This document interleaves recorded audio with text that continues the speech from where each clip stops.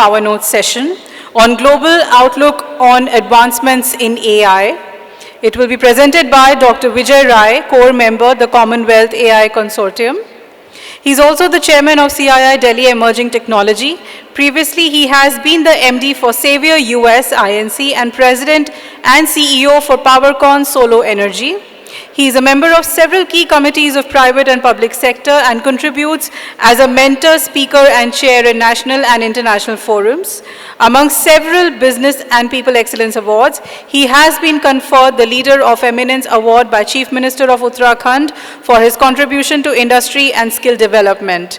Please give it for Dr. Vijay Raai.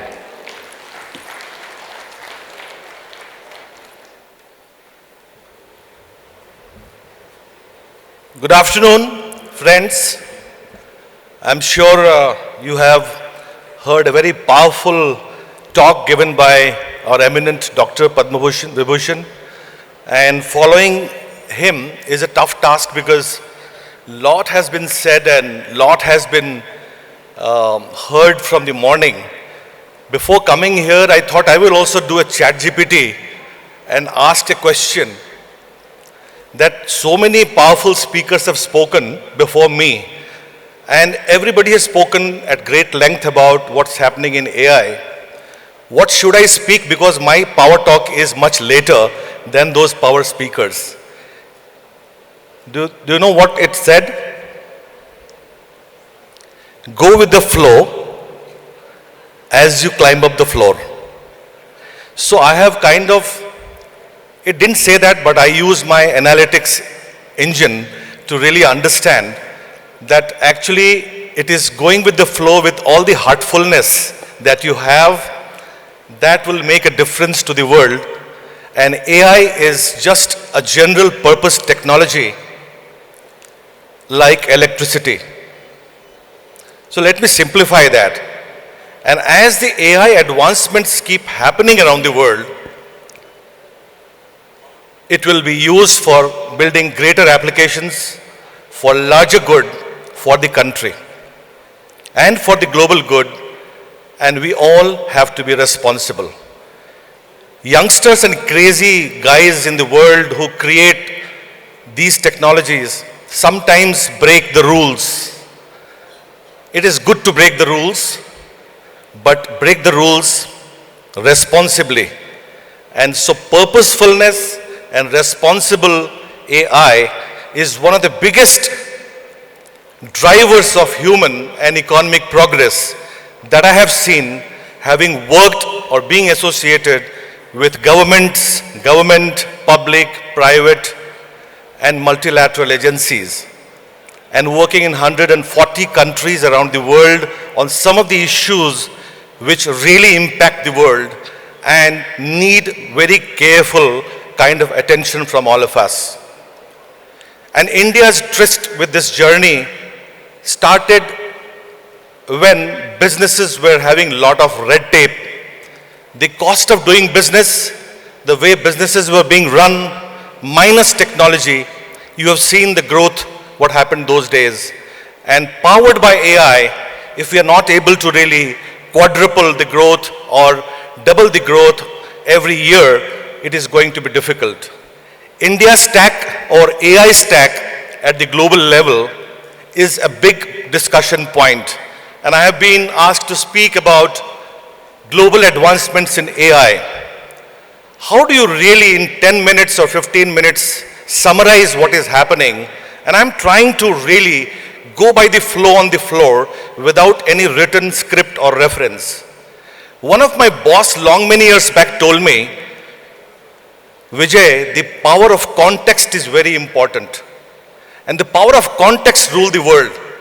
Where are we and what is the context today when we speak here and we participate here in the age of era of artificial intelligence?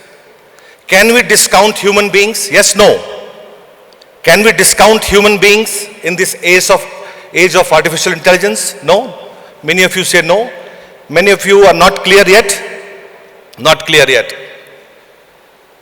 I remember Ginny Rometty, the chairwoman of IBM long time, back, few years back, they invited some leaders, including, I was one of them, to top 100 leaders.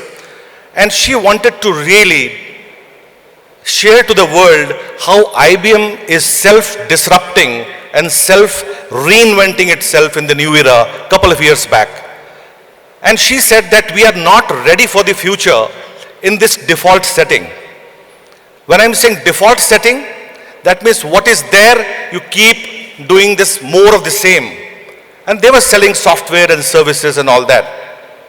What she said that the pyramid of the organization, normally we work on a pyramid mindset where the leader sits on the top and you have people down the line reporting to you. She actually set the trend of doing the reverse pyramid, and she said the customer is at the top and the leader is following the customer. So it is the leader who follows the customer. It is the leader who drives experience for the customer, and the reverse pyramid means we are no longer a software, hardware, and services company, but we are a company which is a cognitive computing company.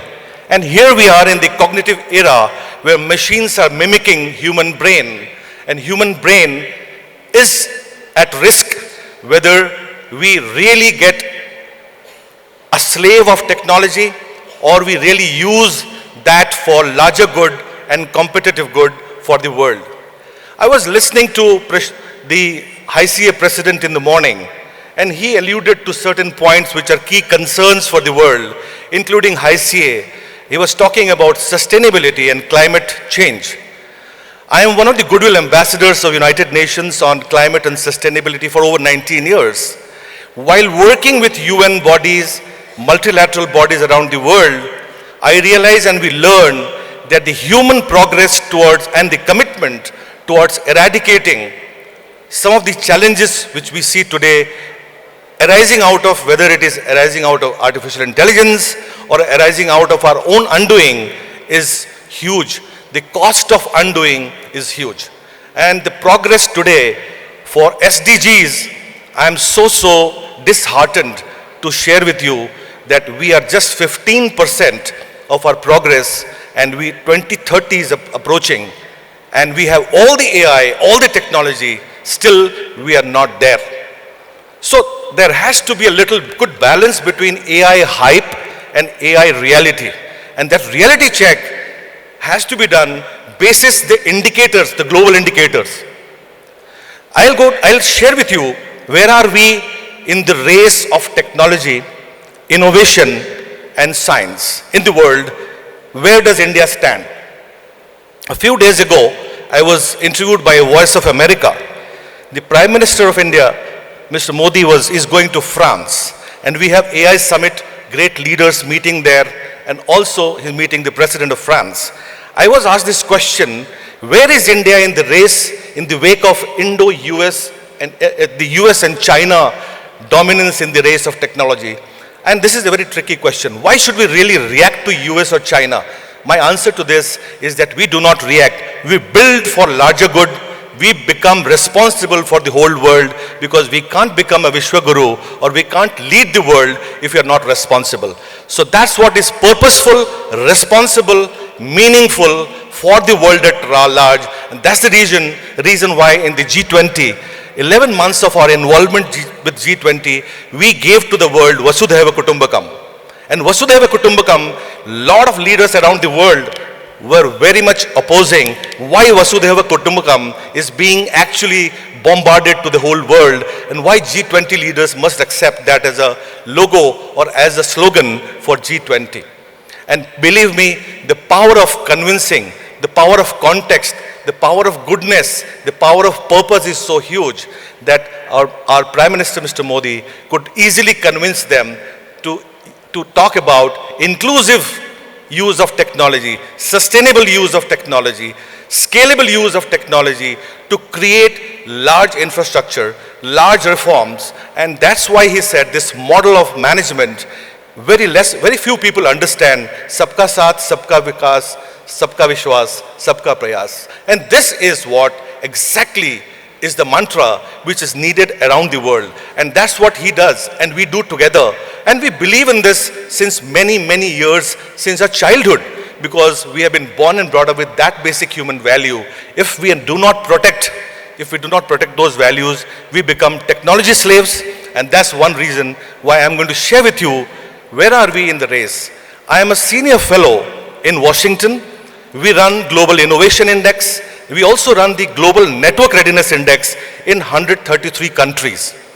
And this is the best document where we map and evaluate the country's competitiveness on innovation readiness and digital and network readiness around the world. All the countries look forward to this document where they are placed in terms of countries like Sweden, Switzerland. Small countries are always coming at the top. Why? Because they're very focused, they're very purposeful, and their innovation is actually to the point of use, to the point of creating impact. And that's the reason why I said that as long as we are able to use open AI, as long as we are able to democratize artificial intelligence for larger good, all the training or all the use of technology will be purposeful. The Global Innovation Index ranks last 2024, we ranked 133 countries and economies around the world. India's rank is 39. And I'm going to do a contrast because Madam is sitting there from Ease of Doing Business. We had a word with you yesterday. And I've been involved since 2014 on World Bank Ease of Doing Business ranking. Pradhan Mantri, when he came in 2014, he told all of us in one of the meetings when DPIT was not formed, just recently it was formed, and Amitabh Kanji was going to take it over. He said, हमारे देश में एक बहुत बड़ी समस्या है. तो लोगों ने पूछा क्या समस्या है? They said, why can't we think big? Why are we scared and afraid? Because we always start at 173 and 163 ranking in the world. On the one side, we're talking about 39 rank over the years, and now World Bank Ease of Doing Business, India scored actually around 50 numbers, which was the target given by Pradhan Mantri. So he gave the target to the country and Amitabh Kanji that how can we not be under 50 in the world? It was a huge target, not easily acceptable. People were very scared that how can we really achieve that? The government mechanism, multi-ministerial coordinations, multiple changes in the systems, use of digital technology, taxation reforms. You've seen the reforms using technology, and those dashboards need to be created. How can we create competitive collaboration? How can we create federal support? How can we get the federal support?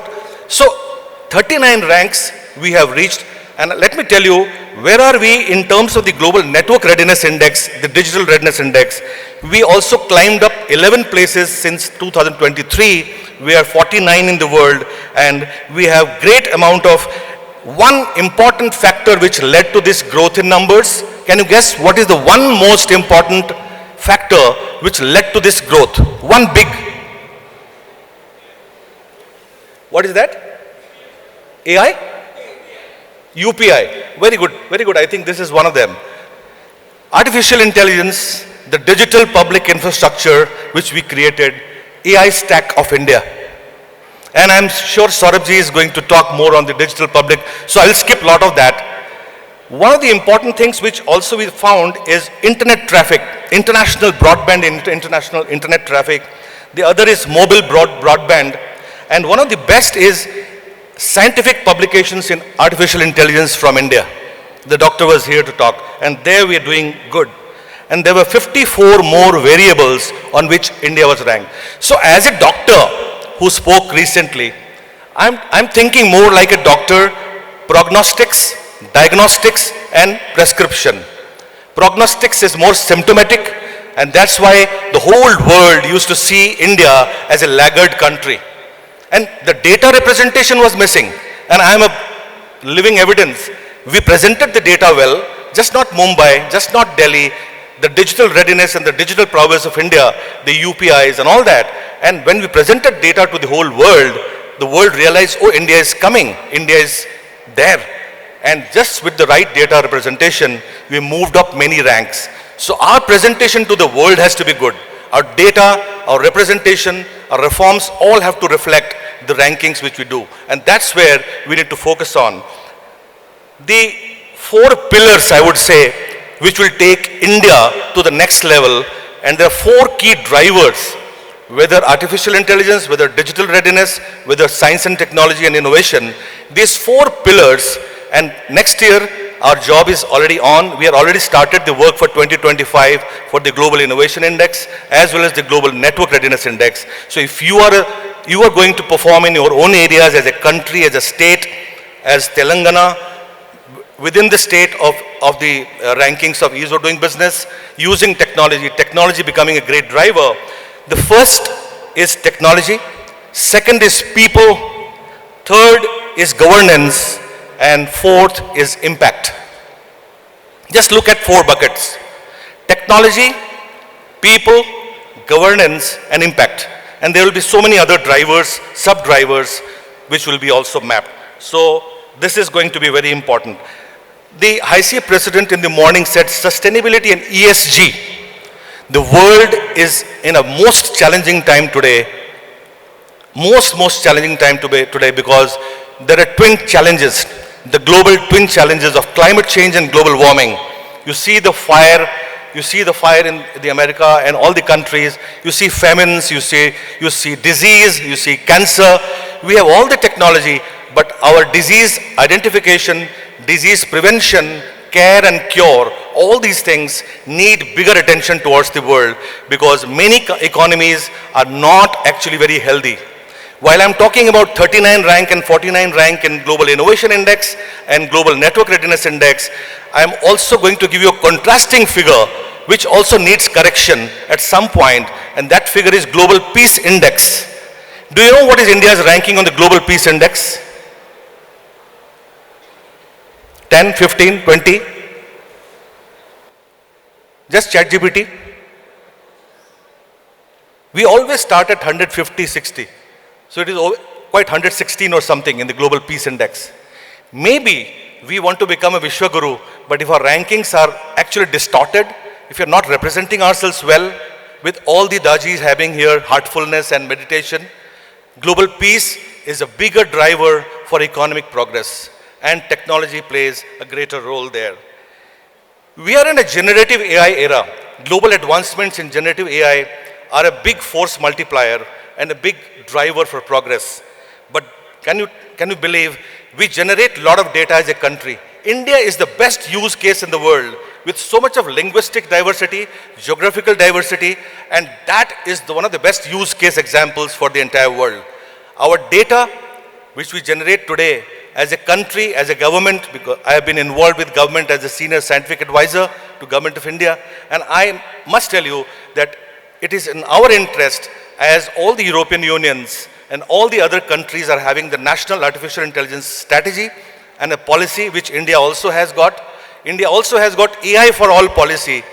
We should protect our national data as an asset. So our data should be a national strategic asset, and democratization of data and protection of that data. You see the DPDP rules coming in, not easy, because that is going to create security and compliance issues, which you must have heard about the breaches happening and why delays are happening, the cyber espionage happening, cyber security challenges, and this could be another dampener to the progress of the country. So that we need to be thinking seriously before we design product or platforms or applications, because those could carry those bugs, which could be very, very damaging. Our compute and cognitive, both our cognitive models, human capabilities and cognitive models, and our compute infrastructure is supposed to be one of the best in the coming times. But if we do not stay there, I think we will not be able to create a good thing. Our global advancement in AI stack, I have 4 key messages which I wanted to share with you. Where are we in the world today in artificial intelligence? And what are the biggest opportunities which we see today? As we stand here, the first thing which we discussed in India or anywhere when we talk about is, the basic is our semiconductor, right? The basic is semiconductor, and that's why we have got a semiconductor mission. There we are lagging. Our R&D, our capabilities in those sectors are lagging. So India cannot become a global AI expert or a global AI leader unless we build that from bottom up. So AI comes much later. Our compute, like NVIDIA's, AMD's, Intel's of the world, who have the global leadership, should actually India follow a path of creating that kind of infrastructure which we see today started happening. And so semiconductor is one of the first layers where the discussion must happen. The second to become leader in the global advancement race will be cloud infrastructure. That is also very, very important because we have the AWS, we have the Google Cloud, we have the Azure, we have the Snowflake, all that I can mention. But I think the cloud infrastructure or the hybrid cloud infrastructure is going to be very important for a country specifically like India, which has got huge population and where we have data centers like Green Lakes and all that. I'm not saying these are bad, but international data centers have difficulty in kind of fine-tuning to on-premise cloud infrastructure, which is not yet ready. And India is building its own cloud infrastructure like Bharat 6G and all that, right? So that is the second layer. The third layer, that's what the whole world is talking about today, DeepSeek and foundational models. The foundational models are becoming much more affordable today with DeepSeeks coming in and all that. Happening. Foundation models like OpenAI, Anthropic, Meta. You see metaverse, big hype about metaverse, right? But nothing happened actually. It went like air, right? It is there, not there. Blockchain, big hype. Those days blockchain, everybody was a blockchain scientist. Nothing happened. So hype to reality check we must do. We must experiment. Rapid prototyping is very must because I have been involved in some of the policies and some of the developments around the world where I see great opportunities in building these systems up so that in next 4, 5, 6, 10 years, by 2047, we assume the global leadership role in that specific race. We are already entrepreneurship and startups. India is the third largest nation in the country, and Startup India was formed with that intention, and I'm being the founding member of Startup India. We started that Atal Innovation Mission, started with that kind of mission mode, and you see schools and colleges, thousands and lakhs of schools and colleges are connected now. Created library, created knowledge, powerhouse and all that. So this foundation model, we have to see as a third layer and final layer where I would like to rest here is applications. And during our last meeting overnight, when some of us met, we were talking about, we have organizations like Common Sense, Speech Lab, Bearing AI, Credo AI, WorkHelix. Some of these organizations are working in this area of applications, while all the attention is on AI technology foundation models today. Believe me, as I said, semiconductor 1, cloud infra 2, third is the semiconductor cloud infra foundation models, and the fourth is application layer. Our attention has to be on the building AI capabilities, AI research and development on this layer where use cases and applications should be in the context of applications and not trying to build applications like many of the IITs. We talk very jokingly that IITs always have a solution, they're finding a problem. But it should not be like that. It should be you know the problem, and we know the problem well.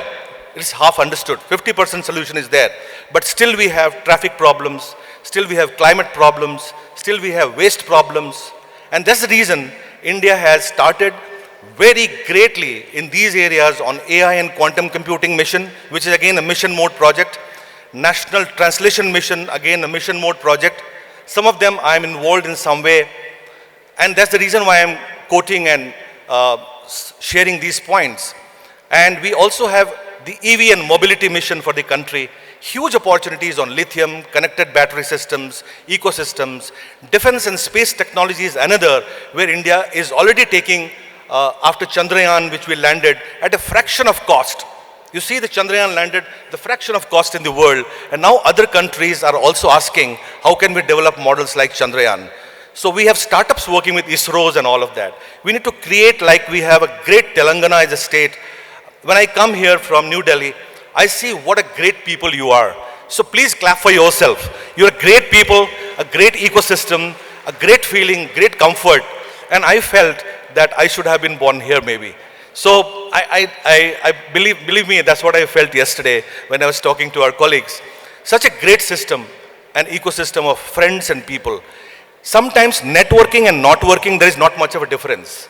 So when you meet for networking and not working, there is a less of a difference. But we need to do the networking for real networking and impact. So that's what I have said, that applications and capability building is one. The other is that connecting and connectivity. Connecting the world, connecting the unconnected ones.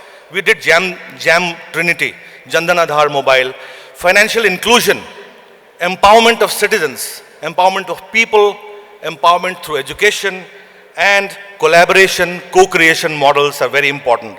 I'm sure we all know this, but I'm not trying to kind of take more time of yours. Citizen-centric reforms and innovations need a lot of artificial intelligence, connected technologies, and also compassionate capitalism. We have investors in this country, but very few investors are compassionate capitalists. There is no patient capital investing. You startups would understand. Patient capital investing is needed in the country, where prototype, lab to market reforms are needed. And that's where we need to build our capabilities before we try and talk about global advancements and take the leadership at this stage. Deep change, deep technology. And in the end, I would say that we have to move from digital nomads and digital natives to digital transformation agents and creating impact for the world. I was listening to Daji, and he said, Niti, Niti, Niti. Niti, Niti, Niti. And he was also talking about divine intervention. Thank God we are still surviving after creating so much of wastage in this world, because there is God and there is divine intervention. But AI can't help you if there is something which goes wrong. That divine intervention is still needed in the country, and that divine technology is what he mentioned. So it comes from your inner reflection and inner transformation. So inner engineering, that's going to be very important. I have, in the end, 4 things to share as one snippet. One is Niti. We need good policies. Good policies called Niti. Then Niyat, the power of intent. Power of intent, not 10% change, 100% change. 10 times change. We are tuned to 10% year-on-year growth, not 10%. India needs 10 times growth. Naitikata, morality. Naitikata in development process. All the DevOps or all the AI algorithms, we need to train the LLM, the large language models, in a way so that does not create discrimination and bias. So, Naitikata. And in the end, I will say, Nyaya. Nyaya is justice. We cannot penalize people because they don't know. We need to sensitize, make them aware, and we need to also give them access. And also, we need to secure our boundaries, secure our country from any threat coming from anywhere, specifically the data, the technology, the leakages which we see today, because that can be used as a weapon against the country, and we cannot afford to have, because we have such a vulnerable, great, diverse population. So Nyaya is very important. And finally, as Daji said, Neti, Neti, not this, not this, not this, not this. So many things I have skipped actually, not this, not this, not this, because a lot of data has overflown. So data is overflowing right now. I have said not this, not this, not this. And as AI technologists, as digital leaders, as public leaders, as government leaders, we need to think that how do we create ease of use and ease of life both using technology. If you're not able to create that, the user experience, the ease of use and the ease of life, we will be lagging behind, because what is the use of technology if people can't use it to the benefit? And that's the reason why I'm saying India is at the right time, at the right stage, going to take over the 3rd position in the world. Please see that our technological advancements are a force propeller, but are very balanced, and a sustainable, scalable solutions can be created for global advancements using technology, using artificial intelligence. But both human and artificial collaboration human augmented artificial intelligence should be the solution for the world, where humans still remain at the center stage, because we need food for everybody, we need security for everybody, we need safety for everybody. And these are all basic human values which cannot be mimicked by artificial intelligence, because you have to take control of your life, you have to create enjoyment. Stay joyful, stay happy, keep smiling, and thank you for giving me this opportunity. I hope I made some difference, not talking too technical stuff, but talking the stuff which the world needs, because the humanity needs all of us, and humanity can be only preserved if we are responsible and purposeful with the use and application and development of technology. Thank you very much. Jai Hind, Jai Bharat.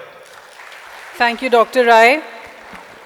To felicitate Dr. Rai, may I please invite Saurabh Chandra, Country Head and Senior Partner, FS Ernst & Young. And can we please have the mementos? The mementos are being presented on behalf of HYSEA and ICICI Bank.